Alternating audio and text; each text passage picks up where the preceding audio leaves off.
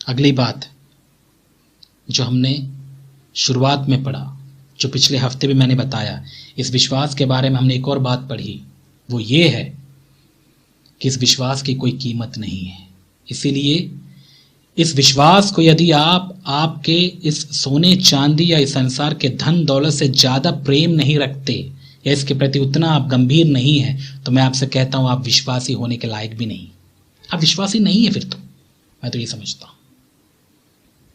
क्योंकि जिसने इस विश्वास की कीमत को जाना कि मेरे इस विश्वास के लिए और इस विश्वास को प्राप्त या मुझे प्राप्त करवाने के लिए प्रभु ने अपनी जान दी है, उसका खून बहा है उस क्रूज पर, उसने दर्द सहा है, उसने कोड़े खाए हैं मेरे लिए, और उसी की वजह से आज मुझे विश्वास प्राप्त हुआ है। इस बात को जो एहसास कर लेता है उसके लिए सबसे बड़ी बात इस संसार में यदि कोई चीज़ है वो है उसका विश्वास।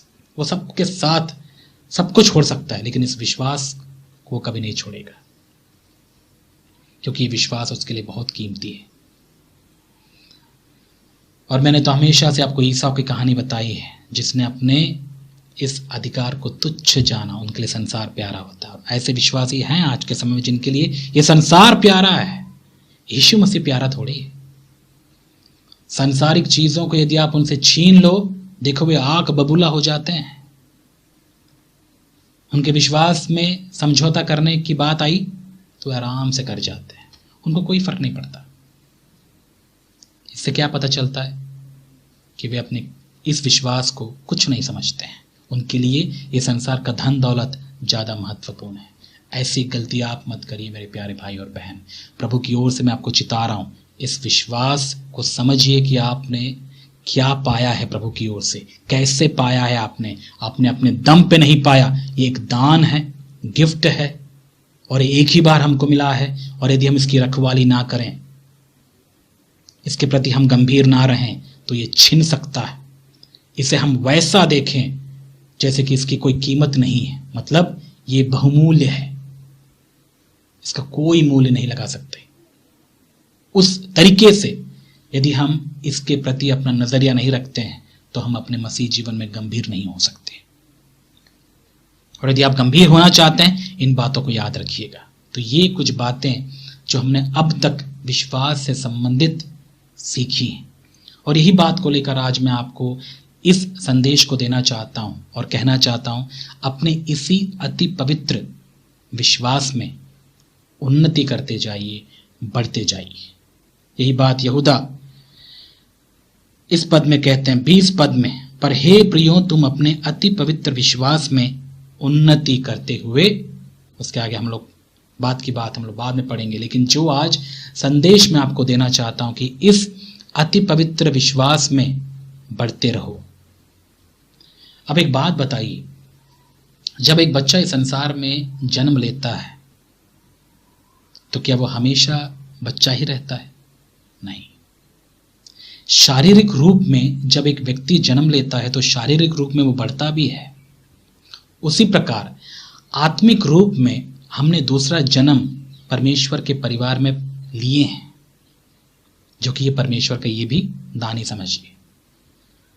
और इस नए जन्म को प्राप्त करने के बाद अब प्रभु की क्या उम्मीद है हमसे, कि हम इस आत्मिक जीवन में क्या करें? वृद्धि करें, बढ़ते जाएं। जैसे हम शरीर में बढ़ते जाते हैं वैसे आत्मा में भी हम बढ़ते चले जाएं। ये प्रभु की उम्मीद है, ये परमेश्वर की इच्छा है। परमेश्वर हमारे बहुत सारे बाहरी चीज़ों को उतना ज़्यादा महत्व नहीं देते जितना हमारे आत्मिक चीज़ों को वो महत्व देते हैं, क्योंकि आत्मा हमारी शाश्वत है, अनंत है, ये नहीं मरेगा। इसलिए ये बहुत ही महत्वपूर्ण है। और ये इस बात को यदि आप समझ पाते हैं कि आपके लिए आत्मा कितना इंपॉर्टेंट है, तभी मैं समझता हूं कि आप अपने आत्मिक उन्नति के बारे में सोचेंगे भी। जबकि परमेश्वर का पूरा ध्यान आपकी आत्मिक उन्नति पर है, इस विश्वास की उन्नति हो, यही परमेश्वर चाहते हैं।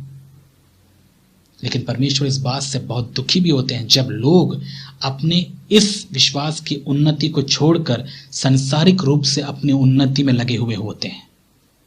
संसारिकता में वे लोग उन्नति करते हैं, अपने संसारिक पुराने स्वभाव में वे लोग उन्नति करते जाते हैं, जबकि वे अपने आत्मिक स्वभाव में यानी यीशु मसीह के स्वभाव में उन्नति नहीं कर रहे होता। ये सबसे बड़ी दुख की बात परमेश्वर के लिए है। आज जब वे देखते हैं लोगों के जीवन में, तो उनको दिखता है कि आज लोग आत्मिक उन्नति नहीं कर रहे हैं, अपने विश्वास में उन्नति नहीं कर रहे हैं, यीशु मसीह के स्वभाव में नहीं बढ़ रहे हैं, यीशु मसीह के प्रेम में नहीं बढ़ रहे हैं, परंतु वे शारीरिक रूप में, सांसारिकता में बढ़ते जा रहे हैं।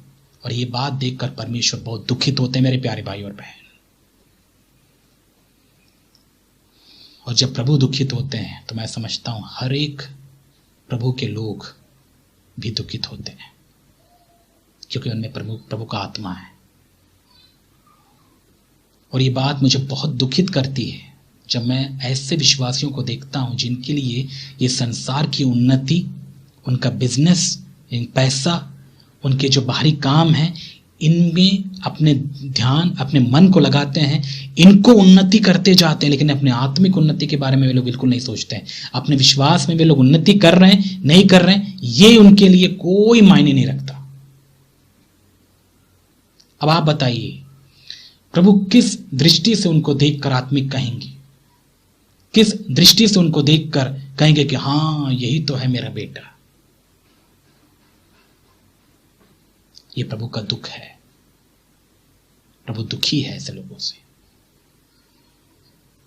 और यही बात मैं आपसे पूछना चाहता हूं मेरे प्यारे भाई और बहन। बताइए, आप अपने संसारिक इस जीवन में उन्नति कर रहे हैं, बहुत सारी बातों में उन्नति कर रहे हैं। आपकी आत्मिक उन्नति के बारे में मुझे थोड़ा बताइए। आप अपने विश्वास में उन्नति कर रहे हैं कि नहीं कर रहे हैं, वो मुझे बताइए कि आप कर रहे हैं।